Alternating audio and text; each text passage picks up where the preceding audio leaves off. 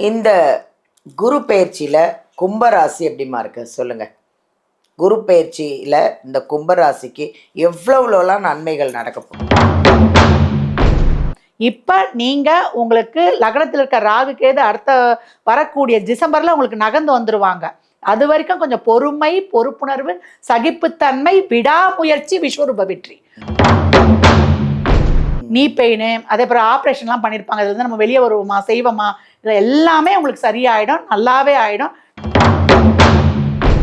வரை நம்மளுக்கு வந்து நம்ம மெய் மறந்துடுவோம். அந்த அம்பாலை வந்து நீங்க சனிக்கிழமை, ஏன் உங்களுக்கு சனிக்கிழமை சொல்றேன்னா, சனிக்கிழமை லேஸ்பட்ட நாள் கிடையாது.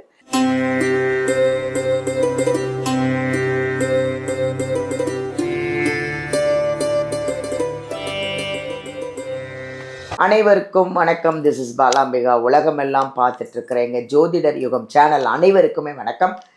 இன்றைக்கி வந்து நிறைய விஷயங்கள் நம்ம பார்த்துட்டு இருந்தாலும் இப்போ வந்து ராகு கேது பயிற்சி, சனி பயிற்சி, குரு பயிற்சி, 3 பயிற்சி, இதில் இப்போ நடக்க போகிறது குரு பயிற்சி.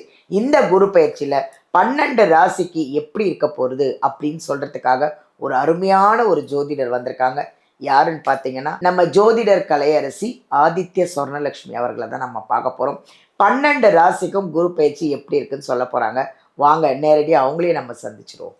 வணக்கம்மா. வணக்கம்மா. குரு பயிற்சி வருது, அது எப்போ வருது, எப்படி இருக்குது இந்த குரு பயிற்சி? 12 ராசி, அதில் ஃபஸ்ட்டு மேஷ ராசிக்கு சொல்லுங்கம்மா. குரு பயிற்சி நம்ம எல்லாரும் வந்து எதிர்பார்க்கறது தான். ஏன்னா மற்ற கிரகங்களை விட வருஷத்துக்கு ஒரு தடவை வந்து குரு வந்து பயிற்சி ஆகுறார். இந்த குரு வந்து யாருக்கும் நல்லவரும் இல்லை, கெட்டவரும் இல்லை. ஏன்னா 9 கிரகங்களுமே நல்லதையும் செய்வாங்க, கெட்டதையும் செய்வாங்க. ஏன் இந்த குரு பயிற்சியை வந்து ரொம்ப எதிர்பார்க்கிறோம் அப்படின்னா, அதன் பார்வை, அது ஸ்தான பலம் இல்லாட்டி கூட, அது ஒரு மறைவான இடத்துல இருந்தாலும் கூட அது வந்து பார்க்குற பார்வை வந்து நன்மை செய்யுன்றாங்க. இப்போ பார்த்தீங்கன்னா குரு வந்து இந்த வருடத்திலேயே 3 இடங்கள்ல பயணிப்பார். இப்போ மிதுனத்தில் இருக்காரு. இப்போ வரக்கூடிய ஜூன் 1 அன்னைக்கு நம்மளுக்கு இரவு தான் அவர் வந்து பயணிக்கிறாரு. எங்க கடகத்துக்கு பயணிக்கிறாரு. அப்புறம் அதிசாரத்தில் அக்டோபர்ல என்ன பண்ணுவார், திருப்பி சிம்மத்துக்கு போவார். வேகமா போயிடுறாரு. இப்படி 3 இதுல பயணிக்கிறதுனால நிறைய மாற்றங்கள், உலகளாவிய அளவில் இயற்கை சீற்றங்கள், நிலநடுக்கம், எப்போ மழை பெய்யும், எப்போ பூகம்பம் வரும், எப்போ புயல் காற்று அடிக்கும், எப்போ வந்து எரிமலை வெடிக்கும், எப்படி பூமி பிளந்துக்கிட்டு போவோம். மழைலாம் வந்து முன்ன மாதிரி 6 மாதம்லாம் மழை பெய்யாது. ஒரே நாள் 1 ஹவர்ல பெஞ்சா 3 மாசத்துக்குரிய மழையும் பொத்துன்னு பெஞ்சிரும். அந்த மாதிரி இருக்கிற மாதிரி இருக்கு. அதே போல இந்த பக்கத்துல பாத்தீங்கன்னா ராகு நம்மளுக்கு கும்பத்துல இருக்கிறவரு அடுத்து வந்து நம்மளுக்கு மகரத்துக்கு வருவாரு. கேதுவும் பிரேராஸ்க்கு போவோம். அப்போ குரு கேது சேர்க்கை, இங்கேருந்து இவர் சனியை வேற பார்ப்பார். அப்போ நிறைய மாற்றங்கள் அரசியல்ல இருந்து உலகளாவிய அளவுல இருந்து நம்ம இதுலயே வந்து இப்போ எலெக்ஷன்லாம் எப்படி பரபரப்பா போகுது.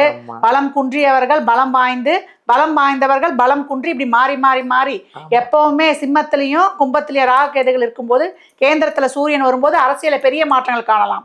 அதே போல அரசியல் தலைவர்கள் உயிர்ல இருந்து, அவங்க பேருக்கு களங்கம் விளைவிக்கிறதுல இருந்து, இப்ப வரக்கூடிய குரு பெண் ராசியான கடகத்துல வர்றதுனால பெண்கள், ரொம்ப பிரபலமான பெண்களுடைய பேர் வந்து ஒரு பேசுறது எல்லாருமே பார்க்குறோம்ல. இப்போ ஊடக நாகரிகம் எல்லாமே பேசுறாங்க.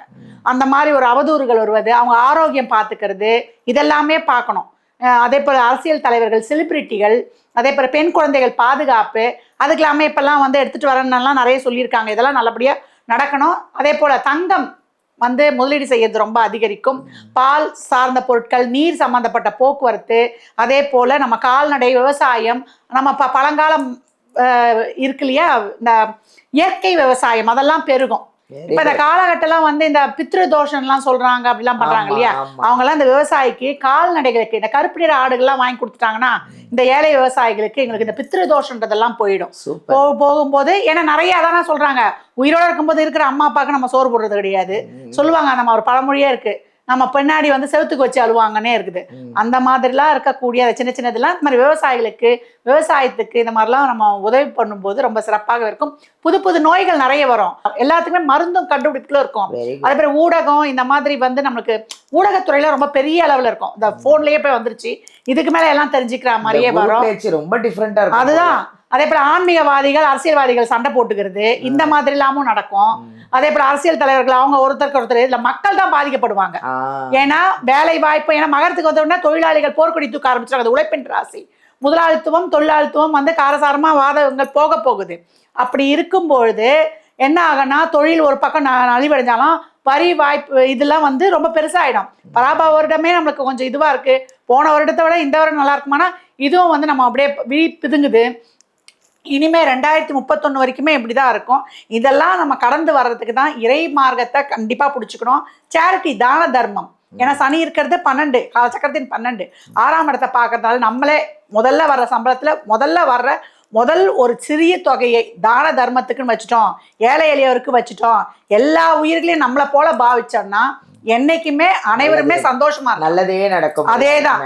ஏன்னா கடகமே வந்து அதுதான் அதனுடைய கோட்பாடே. அதான் அந்த இடத்துல குரு வரும்போது நம்மளும் அந்த மாதிரி இருந்துட்டோம்னா நம்மளை போல அடுத்த உயிர்களையும் நேசிக்கிற மாதிரி. ஏன்னா சனி உச்சமாவது நம்மளுக்கு மீனத்துல, அதுவும் அதான் சொல்றாரு. சுக்கரனாலே 4 கார் வாங்கணும், 2 வண்டி வாங்கணும், 4 கல்யாணம் பண்ணிக்கலாம் கிடையாது. உன்னம் போலவே எல்லா உயிர்களையும் நேசின்றது தான். அப்படி இப்ப செய்யும் பொழுது நம்ம வாழ்க்கையில இந்த குரு பயிற்சியில கும்பராசி எப்படிமா இருக்கு சொல்லுங்க. குரு பயிற்சியில இந்த கும்பராசிக்கு எவ்வளவுலாம் நன்மைகள் நடக்க போகுது? கும்பம் பொறுமையை கடைபிடித்தால் பெருமையாக வாழலாம். மாஸ் காட்டும். அம்மா யாருக்கு சொல்றீங்க? கும்பத்துக்கு சொல்றீங்களா? 7.5 சனியில பாத சனியை கடந்திருக்கிறவங்க நாங்க மாஸ் காட்டுவோமா அப்படின்னு கேட்குறீங்க. ஏன்னா ராசி லக்னத்தில் ராகு, 7ல் கேது, 2ல் சனி. நிறைய குடும்பத்துல மனவலி, பிரச்சனைகள், நிறைய குழப்பம். என்ன முடிவெடுக்கிறது? நான் நைட்டு ஃபுல்லா தூங்குறதுல மண்டையில ஓடுது, குத்துது, குடையுதுன்னு. 7ல் கேது டெய்லி லைஃப்ல வந்து சமூகத்தையும் குடும்பத்துல இருக்க உறவுகளையும் மனைவி கிட்ட ஒத்து போறதே பெரிய விஷயமா இருக்கு. நான் ஒண்ணு சொன்னா அவ ஒண்ணு புரிஞ்சுக்கிறான். 7ஆம் இடமே சூரியன், அது என்னைக்குமே வந்து ஒரு கெத்தாவே இருக்கும் அங்க சூரியன். அதனுடைய ஆளுமை திறனே அப்படிதான்.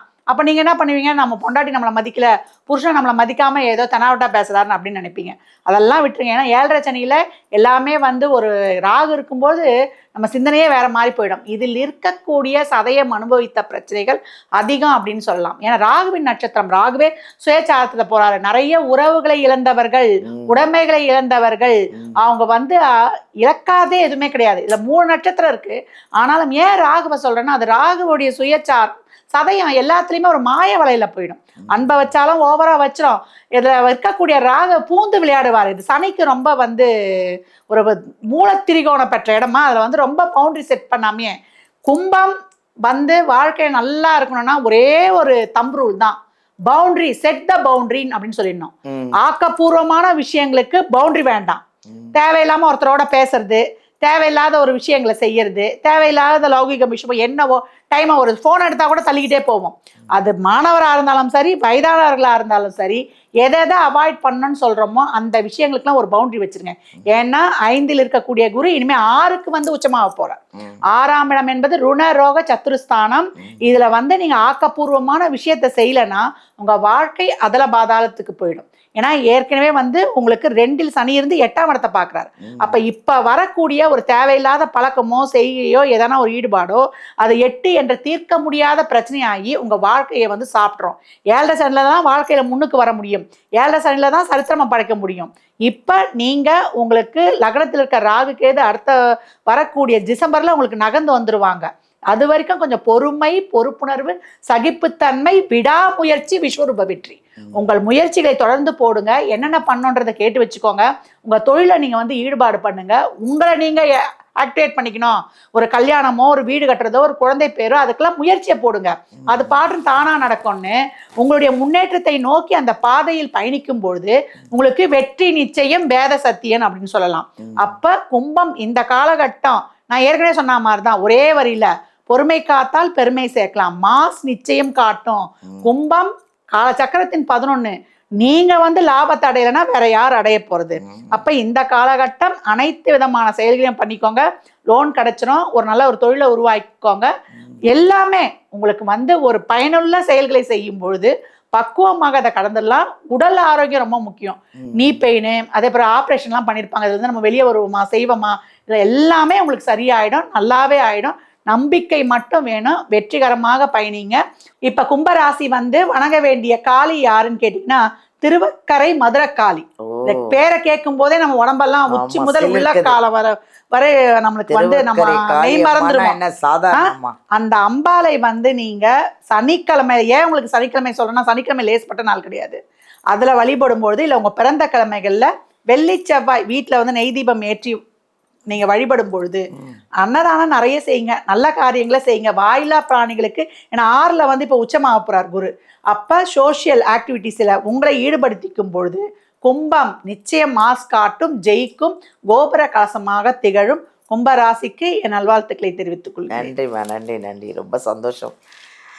கும்பராசிக்கெலாம் நல்லா தாங்க இருக்கு, ஏங்க கவலைப்படுறீங்க? நமக்கு என்ன சொல்லுவாங்க, நமக்கு என்ன சொல்லுவாங்க அப்படின்லாம் இல்லை. கும்பராசி செம்மையாக இருக்குது, நம்பர் 1ல் இருக்குது. கும்பராசிக்கு சூப்பராக இருக்குது, ரொம்ப நல்லா இருக்குது. இந்த குரு பெயர்ச்சியிலேருந்து உங்கள் காலம் தாங்க. நீங்கள் ஏன் பயப்படுறீங்க? நமக்கு என்ன சொல்லுவாங்களோ அப்படின்னு எதிர்பார்த்துட்டு இருந்தீங்க, எல்லாம் பாசிட்டிவாக செம்மையாக சொல்லிட்டாங்க. என்ஜாய் பண்ணுங்கள். எனக்கு தெரிஞ்சு ஒன்று தாங்க, இந்த வீடியோ ஃபுல்லாக பாருங்கள். நீங்கள் என்ன ராசியோ அந்த ராசி அவங்க சொல்லும்போது ஃபுல் வீடியோ பார்த்தீங்கன்னா அவங்க நிறைய பரிகாரங்கள், கோவில்கள், உங்களுக்கு இப்போ என்ன இந்த குரு பயிற்சிக்கு அப்புறம் என்னென்ன நடக்க போகுது எல்லாமே அவ்வளோ அழகாக சொன்னாங்க. எல்லாம் ஃபுல்லாக வீடியோ பாருங்கள். உங்களுக்கு ஏதாவது டவுட்டு, சந்தேகம் இருந்ததுன்னா வீடியோலேருந்து நம்பர் எடுத்து மேடமை காண்டாக்ட் பண்ணி நேரிலேயே ஜாதகம் வேணாலும் பார்த்துக்கலாம். எந்த டவுட்னாலும் நீங்கள் அவங்கள காண்டாக்ட் பண்ணிக்கலாம். தேங்க்யூ.